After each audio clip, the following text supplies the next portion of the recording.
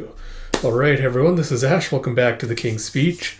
Apologies for being MIA, but like I mentioned in a couple other videos, it is busy season for me. So it has been wild. I've been working a lot of overtime. Haven't really had the time or energy to record these videos and things. So I just want to make this a little bit... there we go. But I'm going to try to get around to it because I've built up quite a little bit of a backlog. So I want to make sure it doesn't get too out of hand. So we're going to get around to some kaiju videos with Kane Banashi, new chapter of Goku Rakugai. It's a lot of good stuff to cover. So if you haven't already, please do like, comment, subscribe, all that good stuff. Like I mentioned, these tend to be kind of the busiest, most stressful times for me. So seeing your show of support, show of solidarity really means a lot to me. So if you'd like to keep doing that, if you'd like to show your support, that would really mean a lot. But without further ado, let us dive into it with Kaiju No. 8, Chapter 104 by Naoya Matsumoto, with translation by David Evelyn, lettering by Brandon Bovia. Again, I do really love like the horror aspect with like the giant eye and like all the mini like little kaiju faces and heads and everything staring down at Mina. I think that's a really good effect. We have with baby Mina going, what is this thing? And you have, of course, No. 9 cycling through... God, what the fuck, bro? Cycling through, like, all the various forms as he walks, like, slowly, like, ominously, like, walking up to her going, no one has ever escaped. No matter the era. And you see as he transforms his face into a sow. It's like, no matter how strong. And he transforms into, like, this samurai-looking guy. Or this guy, like, samurai armor. He's like, not a single person in history... I assume this must be another like Japanese like sorcerer, like priest kind of guy that he transforms into. And he's like, now come over to our side, God. And you see like all the faces just like grown out of him, like little masks, as he's trying to like assimilate Mina. God. And you see like this little goblin kaiju like trying to reach up and grab her and pull her down into like the fleshy mass. And with a grr, she's like, just blows them all apart. Ooh. And you see another kaiju with like a big mouth just like chomps onto her hand. And she screams with an ah! And a boom, she blasts it open as well. And you see more and more mouths are like opening up as kaiju like latching onto her legs and arms. And she fires off a couple of more shots and goes, let go! You have to stay back! As she's like trying to run away as like all these kaiju are like converging on her. And she's like trying to blow them up. Like, stay away from... And you see them just, like, splitting apart almost like a spider web. Try and grab onto her. And as another one tries to, like... as another one grabs onto her hair and starts, like, pulling her. It's like, ah! It's like, why you? Ooh, god damn, man. You see another one, like, latches onto her other arm. And you see a bunch of them just, like, grabbing her, like, pulling all her various body parts, her hair and everything. Trying to immobilize her. And you have a... What is this? It's like 10... 20? No, not even. There are hundreds of kaiju inside of No. 9. So it looks like he's just been assimilating kaiju since forever.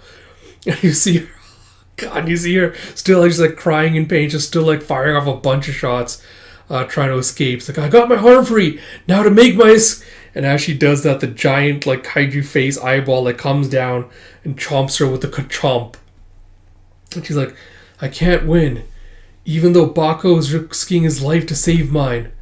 Even though my subordinates are fighting like their lives depend on it. Even though the people are holding out because of their faith in me. Even though I promised Kafka that I would be waiting for him. My body won't respond anymore. I can feel myself fading away. I'm no good after all, truly. Whenever I was by your side, I felt like I was invincible. Like I could take down any kaiju that came our way. I tried my best on my own, but I wasn't good enough. I failed at being I failed at being vice captain of the Kafka Corps. It's like I'm scared. I'm so scared. Oh God. It's like I'm scared of being all alone. It's like Kafka. Now she looks to the side. She sees like, imagines like a baby Kafka, like his little pointy stick on his shoulder. It's like, huh? Is it No. 9 again? God. And as he turns around, he's like, don't worry, Mina. It's like, no, it's not. It's come right by your side. He just like grins and like holds his arm out. And he just swoop as there's like a little splash of blood on number nine's face as one of his arms goes missing. He's like, "Ah, you?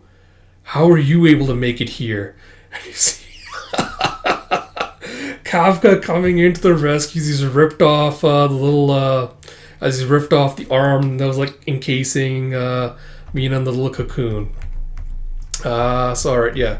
Let's get quick thoughts on the chapter. I'm very, very curious again where this angle is going with number 9.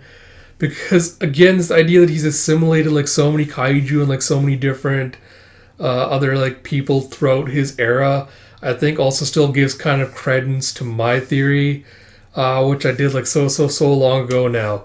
Back when Kafka was doing his training with Hoshina, and he sees like this weird like ghost-looking guy, like the samurai armor that was standing at the shrine, that kind of disappeared. And also with the Kokoro, when she had the whole spiel where like, I thought I could see like my mother's ghost when I was using her suit of armor, like I felt like I could see it. It was alongside me. So I'm very, very curious to know if that is like what same thing was happening with number 9, where Kafka's kind of like gaining like the knowledge, like the information or whatever from all the people that his whatever turned him into a kaiju is kind of given to him. So that's very intriguing in that regard. Apart from that, I did love that Mina's just like fighting until the end, that she didn't like just instantly give up and is like, "Oh no, I can't do it, like, I'm not as strong as Kafka," like, "Oh, well." I'm glad that she didn't do that. She kept like fighting back as much as she could, as hard as she could up until the end. So I really did appreciate that. I really did love the horror aspects of this chapter, where again, I'm not going to start doing the FMAR thing because it did very much feel like that, but I did really like that.